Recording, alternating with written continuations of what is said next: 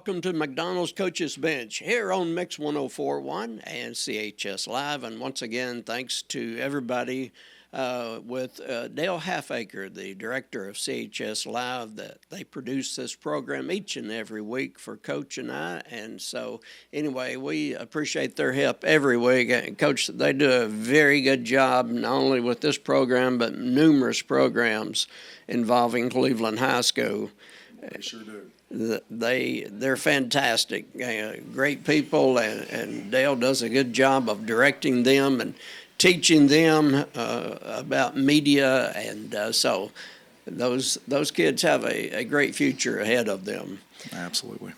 This is McDonald's Coaches Bench, and Coach, it sure feels better today. Yes, it does. Yes, it does. Feels really good. Blue Raiders, as you would know by now, Blue Raiders, a 28-10 win over Knox Bearden last Friday night. Knox Bearden, a team that had given the Blue Raiders some trouble in recent meetings, and Cleveland comes up with a great win last week. And in thinking about starting this program today, I thought, appropriate way to start it after the win, and I guess the thought that popped out most in my mind was to tell you and the assistant coaches and all the players, administration, everybody associated with Cleveland football,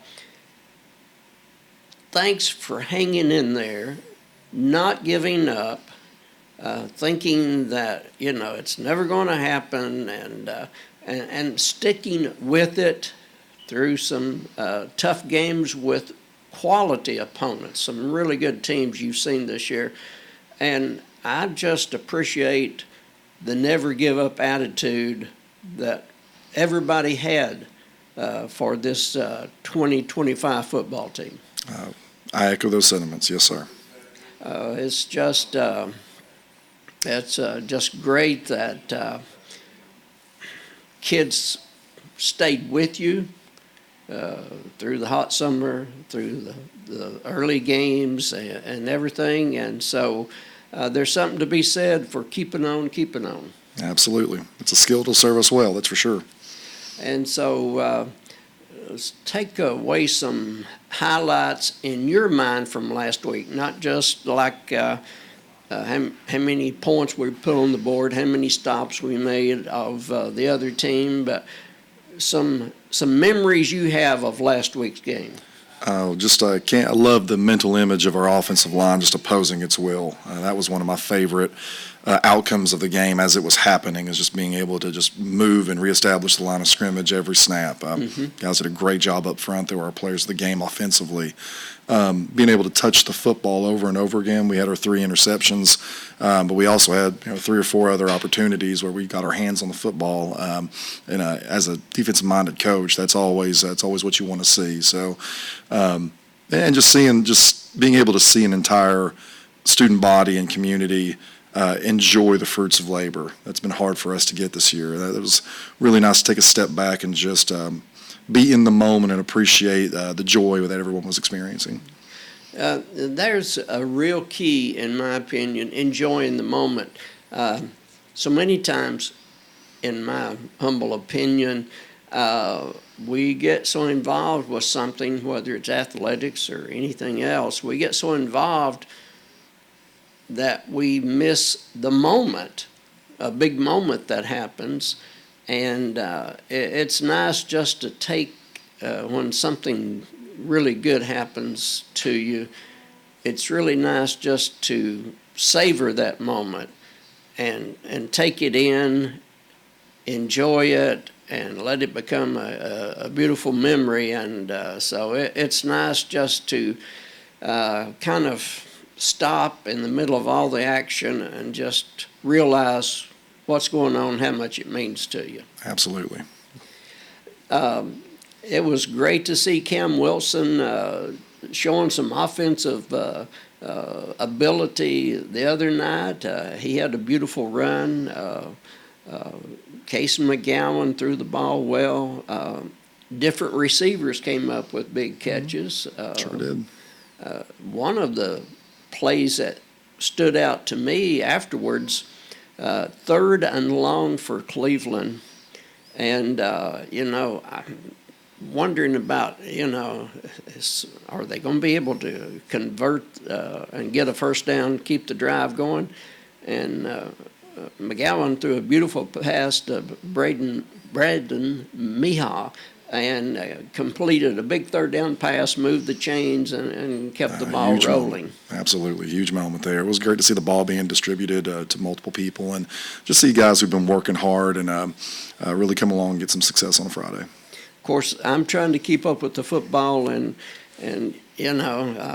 who's open, how many yards the running back's getting, and things like that. But a great comment a while ago on your part about the fact about that offensive line, because they have faced some pretty tough hombres on the other side of the line this year. They have seen some good D linemen, and so that was a great comment you had about the offensive line.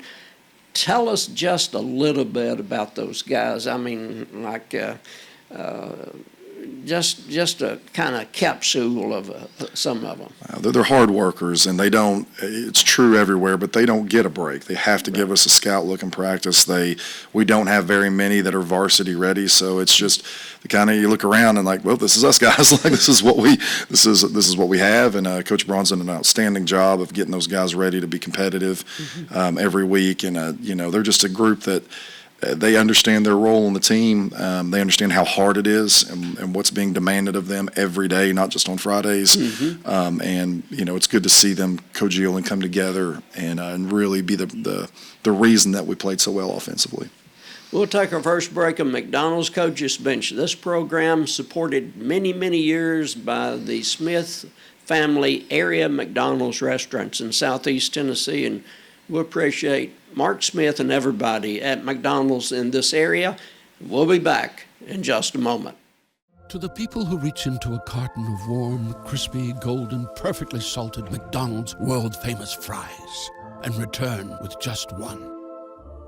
Who are you, and how do you do that? Ba-da-ba-ba-ba. Coach Chris Brown, let's talk a second about the opponent tonight, 7 o'clock kick up in Knoxville at Hardin Valley. Hardin Valley, in years past, since getting into this Region 2 Class 6A, they've had a tough go of it. This year, they have been able to put together some wins, so their record looks better than their teams in the past. What do you think about when you think about Hardin Valley? Well, they're non-traditional offensively and defensively, so it gives them a chance. It gives them a chance. They really thrive on teams not being able to align to their unique formations. They have about 5 or 6 skilled kids that can play. I think that's more than they're used to having, and they do a great job of getting them the ball in unique ways and having answers for what they see defensively. So it's a competitive team. It's a 6A football team that's had some success, and I think they're playing with a lot of confidence right now, especially with how well they played this past Friday. So we're excited for the challenge, and it'll be a challenge, but it's a winnable game for us. On offense, what are some of the unique ways of distributing the ball? There's just a lot of unbalanced formations, a lot of alignments where is that a wing or receiver, just things that really make you question, am I supposed to be here? Is that guy eligible? Just a whole lot of trickery. But that's not to say that they're a one-trick pony, but that's really the way that I think they manufacture a lot of success against more talented teams. Does that make a defensive coordinator scratch his head a little bit more? It wasn't fun on Sunday. Had a lot to do on Sunday. Had a lot to line up to. Practice gone well this week? Tuesdays are always our longest, hardest days, and it's a big grind on everyone. But we're asking a lot of ninth graders to work longer and harder than they ever have. So you feel that, but for the most part, our energy is right, what you would expect coming off a good win, and seeing winnable games down the rest of our schedule with a goal of making the playoffs. So we'll see what today holds as we're recording this, but we like where we are for the last stretch of the season.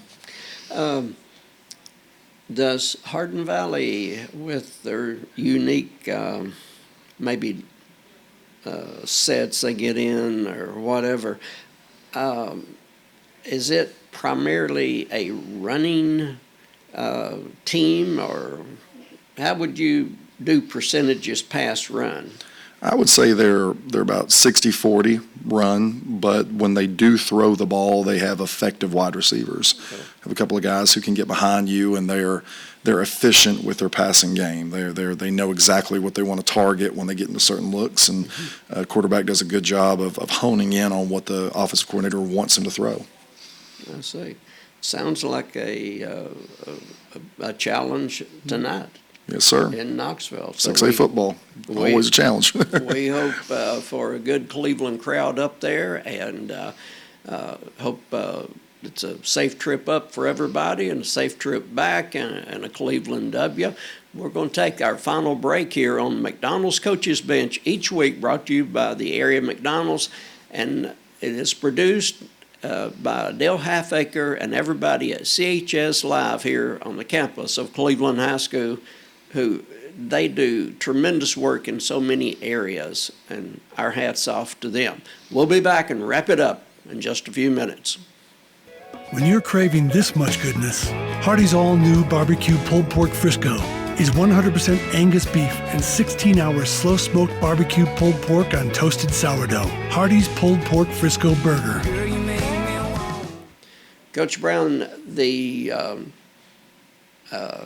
couple of questions out of the ordinary, but which I like to do. But anyway, the coaching staff looked really nice on the sideline last week at home in the win over Bearden. Now, you brought some new unis out for the coaching staff. Tell us about them. Well, weather's getting a little cooler, so we're able to get some sleeves on. It's a high-quality Nike gear, and our coaching staff deserves that and so much more, but it was nice to be able to put something new on. So, not superstitious, but, new cloth, new result, so. Perfectly said. I